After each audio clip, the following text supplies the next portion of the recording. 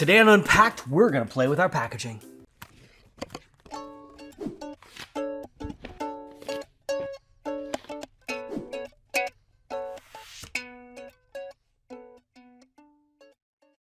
All right. This is a topic we've kind of been touching on in a number of ways, and there are there's a lot of pressure from regulatory and some consumer sentiment around plastic packaging. Do I think it's all well informed? I don't. But it is what it is. And I think it's worth really taking a look at. So what we're looking at here today is packaging from Hasbro. Hasbro has, in the last few years, made some really bold moves to plastic-free packaging. Some of those moves were not so well received because not everybody who plays with toys or buys toys is a kid. And not everybody who buys toys even buys them to play with them. There's a whole segment of consumers that buys toys as collectibles, especially for really important franchises and certain figurines and certain sizes. There's a lot of collectible toys. And this move from plastic packaging where you see that figurine, you can leave it in the box and still enjoy it on a shelf. When you move into plastic-free packaging, as Hasbro found out, there's a lot of backlash from these consumers that want to leave their package in the box and just enjoy it on the shelf.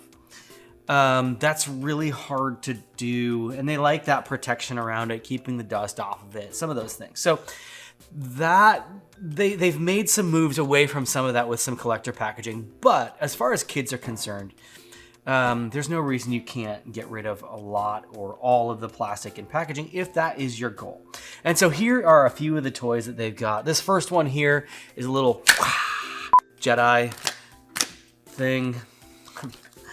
I'm not really a Star Wars guy. It's a lightsaber. There we go. A little Jedi lightsaber. And this, a typical kind of paper booklet with all the languages and regulatory information and stuff like that. But it's actually attached with I think this is like a jute, a little piece of string twine thing. So it's likely a paper or fibrous-based string. And really simple. I think that one's kind of straightforward, a little easier to do.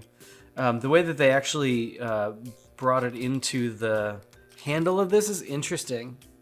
But anyways, moving on to this. This is pretty typical. They've enclosed the box. They've done actually a couple of cool things here with this corner.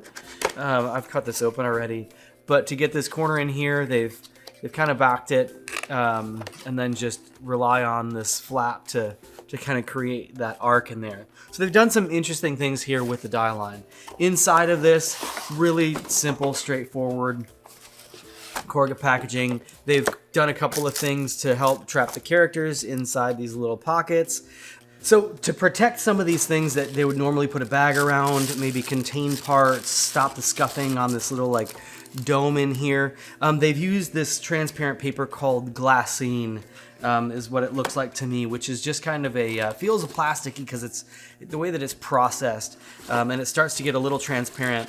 You're gonna see that quite a bit coming up and popping up into different products. Yeah, I think it's an interesting application and a pretty clean, simple execution here that they've done. This last one here is a toy that they've used open packaging so you can see, interact, play with, experience the toy. They've brought in, this is like a black, same thing, like a jute string that they've used to tie and secure these components to the package. But then something that's interesting is they've not just, rather than keeping everything open and trying to secure all these little pieces, they've actually incorporated a little box here in the package. And this little box has the character in it, wrapped in glassine. And so, like, I think there's these moves and this interesting kind of hybrid. Like, we can close some things in, we can keep some things exposed, and yeah, you can see here they've printed the picture of the character right here on the front of the pack. They show him in the truck, so they've they've hidden some of these components, but they make sure that they show these components. It's actually something worth noting back on here, is here on the back, they're showing like real size, and it says here, actual size, the toy, the 2 characters, the weapon that it has in here. They need to show all those components in real size because they're not displaying them out in the open or through plastic.